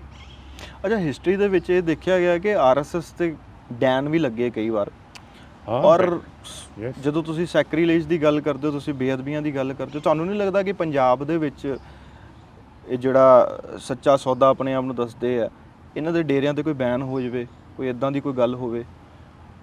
ਬੈਨ ਕਰਨ ਦੇ ਨਾਲ ਨੁਕਸਾਨ ਬਹੁਤ ਹੋ ਜਾਂਦਾ, ਫਿਰ ਉਹਦੇ ਨਾਲ ਨਾ ਮੂਵਮੈਂਟ ਅੰਡਰਗਰਾਊਂਡ ਚਲੀ ਜਾਂਦੀ ਹੈ, ਅੰਡਰਗਰਾਊਂਡ ਜਾ ਕੇ ਤੇ ਫਿਰ ਉਹ। ਪਰ ਹੁਣ ਤਾਂ ਸਾਹਮਣੇ ਹੈ, ਹੁਣ ਤਾਂ ਬਾਬੇ ਦੇ ਗੀਤ ਤੁਸੀਂ YouTube ਤੇ ਸਰਚ ਕਰੋ, ਤੁਹਾਨੂੰ ਮਿਲਣਗੇ, ਤੁਹਾਨੂੰ ਉਹਨਾਂ ਦੇ ਸਤਸੰਗ ਜਿਹੜੇ ਉਹ ਕਰਦੇ ਉਹ ਨਜ਼ਰ ਆਉਣਗੇ। ਫਿਰ ਕੀ ਹੋ ਗਿਆ? ਇਹ ਮੇਰਾ ਮਤਲਬ ਹੈ ਕਿ ਜੇ ਅੰਡਰਗਰਾਊਂਡ ਚਲੇ ਜਾਣਗੇ ਫਿਰ ਵੀ YouTube ਦੇ ਉੱਤੇ ਆਉਣਗੇ, ਹੈ ਨਾ। YouTube ਦੇ ਉੱਤੇ ਤਾਂ ਕਿਸੇ ਦੀ ਰੁਕਾਵਟ ਨਹੀਂ ਹੈਗੀ, ਸੋ ਬੈਨ ਕਰਨ ਦੀ ਕੀ ਲੋੜ ਹੈ? ਮਤਲਬ ਚਲਾ ਦਈਏ ਤੁਹਾਡਾ ਬਿਆਨ ਕਹਿ ਕੇ ਕਿ ਮਾਨ ਸਾਹਿਬ ਵੱਲੋਂ ਬਿਆਨ ਦਿੱਤਾ ਗਿਆ ਕਿ ਬੈਨ ਕਰਨ ਦੀ ਲੋੜ ਨਹੀਂ ਡੇਰਾ ਸੱਚਾ ਸੌਦੇ ਨੂੰ?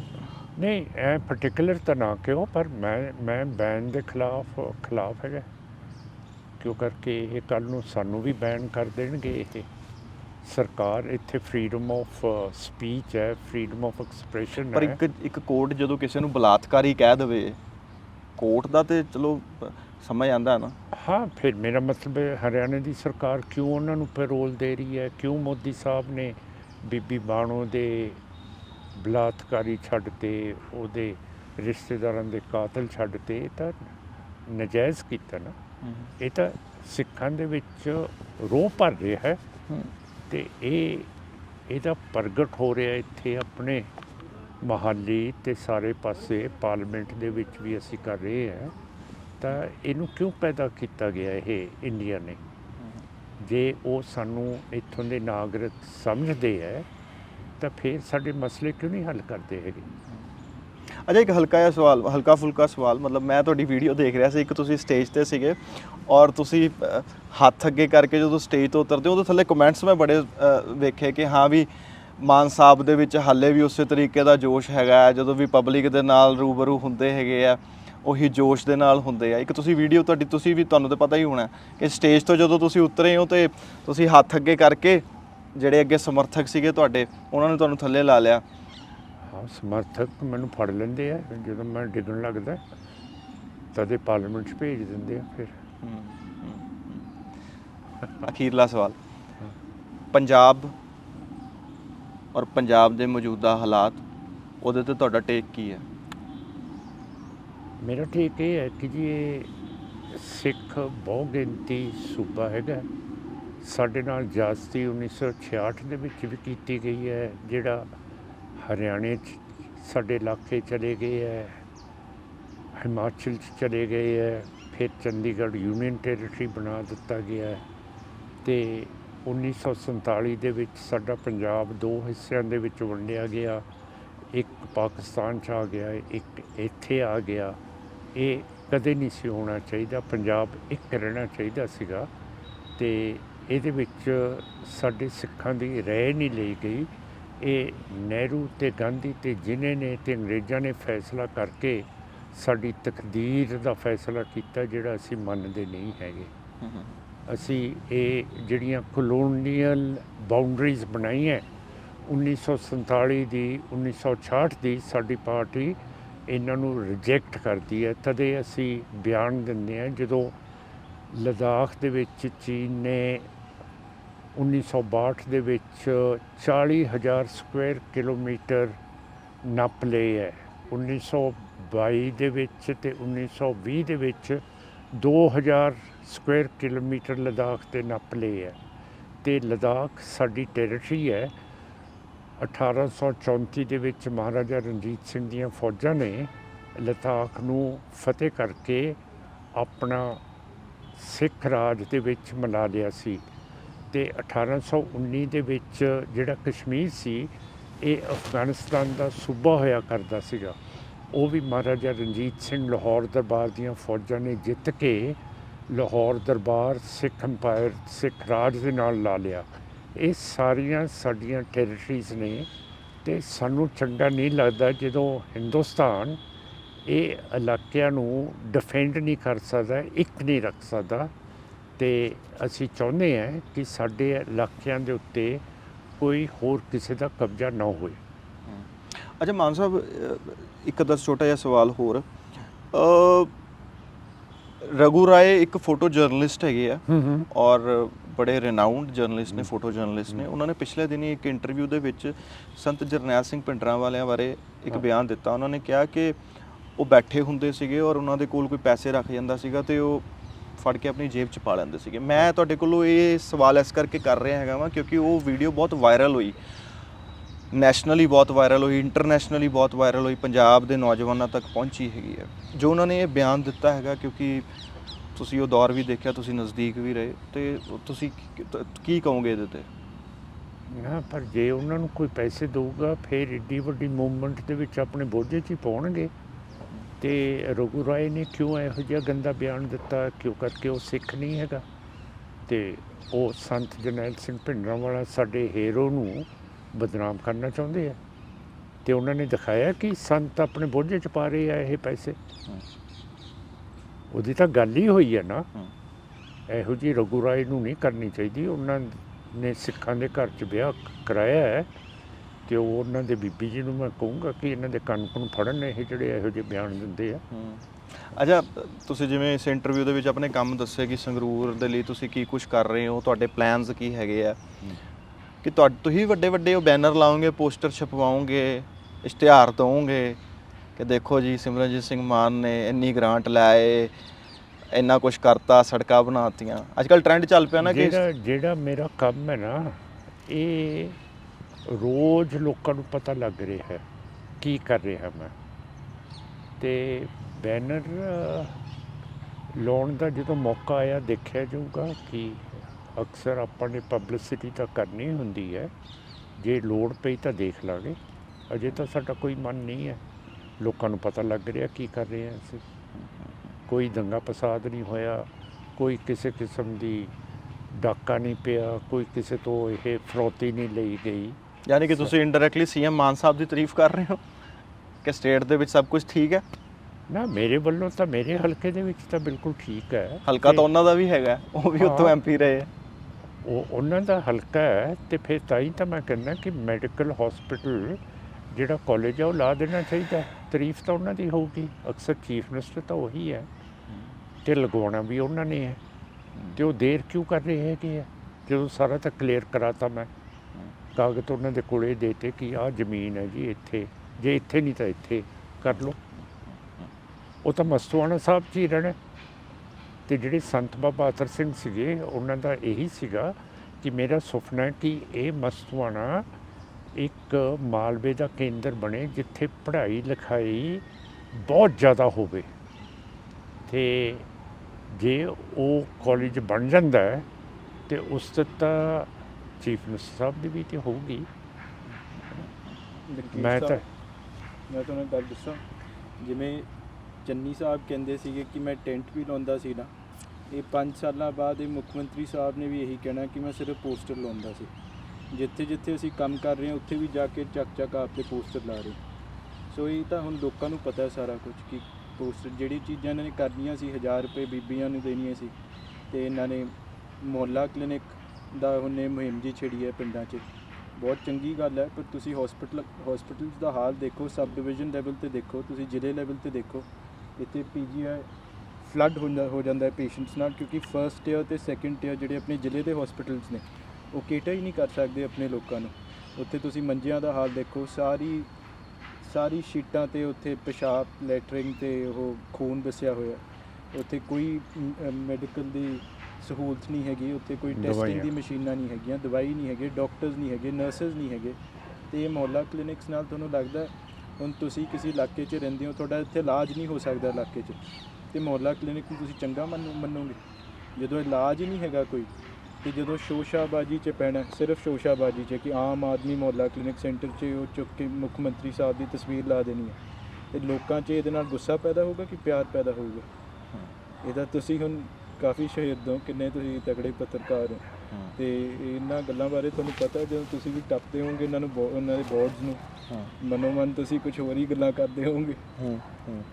ਤੇ ਬਸ ਫਿਰ ਇਹੀ ਹੈ, ਉੱਥੇ ਸੰਗਰੂਰ 'ਚ ਵੀ ਇਹੀ ਹੈ, ਪਿੰਡਾਂ 'ਚ ਲੋਕ ਗਾਲਾਂ ਕੱਢਦੇ ਆ ਜਦੋਂ ਉਹਨਾਂ ਦਾ ਇਲਾਜ ਹੀ ਨਹੀਂ ਹੋ ਰਿਹਾ ਜ਼ਿਲ੍ਹੇ 'ਚ, ਨਾਲ ਲੱਗਦੇ ਜ਼ਿਲ੍ਹਿਆਂ 'ਚ ਵੀ ਨਹੀਂ ਹੋ ਰਿਹਾ। ਚੰਡੀਗੜ੍ਹ ਆ ਕੇ ਇੱਥੇ ਚੰਡੀਗੜ੍ਹ PGI ਦੀ ਬਿਲਡਿੰਗਸ ਦੇ ਨਾਲ ਜਿਹੜੀਆਂ ਪਾਰਕਾਂ ਹੈਗੀਆਂ, ਉਹ ਪਾਰਕਾਂ 'ਚ 3-3 ਦਿਨ ਨੂੰ ਆਪਦੇ ਮੰਜੇ ਲਾ ਕੇ ਸੌਂਦੇ ਨੇ ਉੱਥੇ, ਉਹਦੇ ਉੱਤੇ ਮੱਖੀਆਂ ਦਾ ਤੇ ਉਹ ਮੱਛਰਾਂ ਦਾ ਨੈੱਟ ਪਾਉਂਦੇ ਨੇ, ਤੇ ਫਿਰ ਜਾ ਕੇ ਉੱਥੇ ਉਹਨਾਂ 4-5 ਦਿਨਾਂ ਬਾਅਦ ਇਲਾਜ ਸ਼ੁਰੂ ਹੁੰਦਾ, ਕਿਉਂਕਿ ਜ਼ਿਲ੍ਹਿਆਂ 'ਚ ਇਲਾਜ ਦਾ ਕੋਈ ਪ੍ਰਬੰਧ ਨਹੀਂ ਹੈਗਾ। ਜਰਾ ਅੱਜ ਆਪਣਾ ਕੈਮਰਾ ਲੈ ਕੇ ਜਦੋਂ ਥੋੜ੍ਹੀ ਜਿਹੀ ਰਾਤ ਪੈਣ ਲੱਗ ਪਊਗੀ, ਚੋਰੀ ਐਮਰਜੈਂਸੀ 'ਚ ਤਾਂ ਜਾਇਓ, ਦੇਖਿਓ ਕਿੰਨਾ ਇਹ ਤਰਸ ਆਊਗਾ ਤੁਹਾਨੂੰ। ਉਹਨਾਂ ਦੇ ਰਿਸ਼ਤੇਦਾਰ ਕਿਤੇ ਪਏ ਬਾਦਸ਼ਾਹ ਹੋਏ। ਤੁਸੀਂ ਕਦੀ ਰੇਡ ਨਹੀਂ ਮਾਰਦੇ?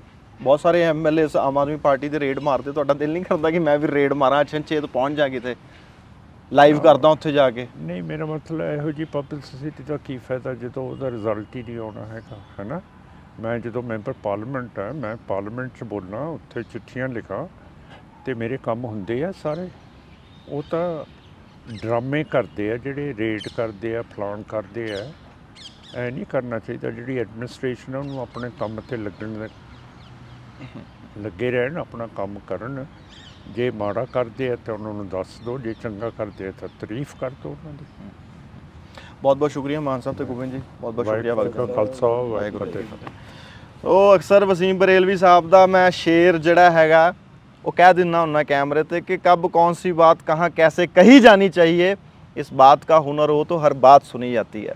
कैमरे के पिछे साथ रहे सुखविंदर ते रमनीत, मैं लंकेश त्रिखा, मैनू दो इजाजत, रब खैर करे।